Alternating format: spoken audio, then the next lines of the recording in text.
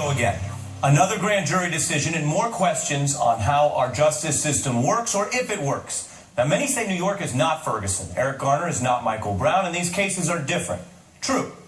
Yet both decisions reveal problems in how the system works and how many commentators claim that it works. So let's get a few things clear about the law here. Here's a rule many don't seem to get. Grand juries do not determine the facts of a case.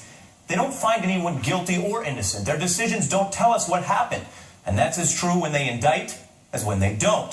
But many have implied otherwise. A prominent example was the angry response to that Rams game demonstration by the St. Louis Police Department, which said that because the grand jury found no probable cause to indict Wilson, then anyone putting hands up to cite Brown's possible surrender was, quote, pushing a narrative that has been disproven. No. That is simply not what the Ferguson grand jury did. Grand juries don't disprove anything.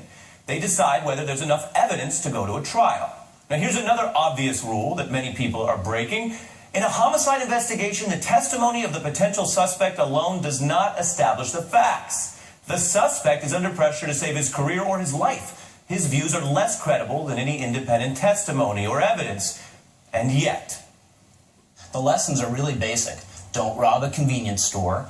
Don't fight a policeman when he stops you and try to take his gun. And when he yells at you to stop with his gun drawn, just stop. And none of this would happen. Gee, that does make the lesson sound simple because it assumes all of the suspect's testimony there was the truth. And if you do that, you're not weighing the different sides. You are picking sides. Now, that may seem defensible in a he said, she said case, but it is exposed as biased in cases with, yes, public video evidence. So in this New York case, if you only listen to the officer's side, you'll hear that he didn't even use a chokehold, and he didn't keep strangling Garner, and he was trying to prevent Garner from being injured by other officers, and that he tried to get off Garner as quickly as possible. That's the testimony. But if you watch the video, you see a different reality. As the New York Times just reported about this officer's new testimony, his account does not seem to match what is seen on the video.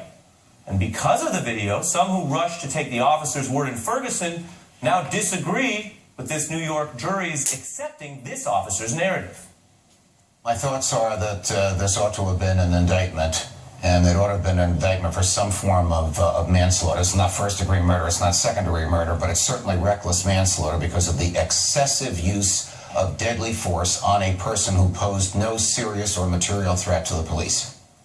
All right. But it shouldn't take a video for people to discover their skepticism for a homicide suspect's testimony in a homicide investigation. And it doesn't usually take a video or much evidence at all to get an indictment to go to trial. Now, in Ferguson, let's be clear, the evidence was more varied. Most witnesses said that they actually saw an altercation at that cop car, and gunpowder evidence showed a shot was fired there, suggesting a scuffle. Of the witnesses who say they watched Wilson shoot Brown, most said Brown was actually facing the officer. But of the witnesses who saw the final moment of that killing, 16 of 18 said Brown had his hands raised or up in the air. So jurors heard from more witnesses there was a scuffle at the car. That would support the officer's self-defense claim. But they also heard from more witnesses that Wilson kept shooting at an unarmed suspect with his hands raised, supporting Brown in a charge of excessive force. Now, the legal question, can't be any clearer about this, is not which side is right. It's not what happened. It is just whether there was enough evidence to have a trial to find out. In other words, did some evidence or some witnesses suggest there was a crime? That is a low bar, as we've been saying, and it's a legal test that was mangled in Ferguson and New York. When grand juries reject the kind of evidence that's enough in just about every other indictment, we have to ask whether prosecutors are even trying to get these indictments. So this isn't a problem where we need new laws or new ideas or new standards. We need to make public servants enforce the laws fairly, or replace them with people who will. We will be right back with the other big news stories of the day. Please stay with us.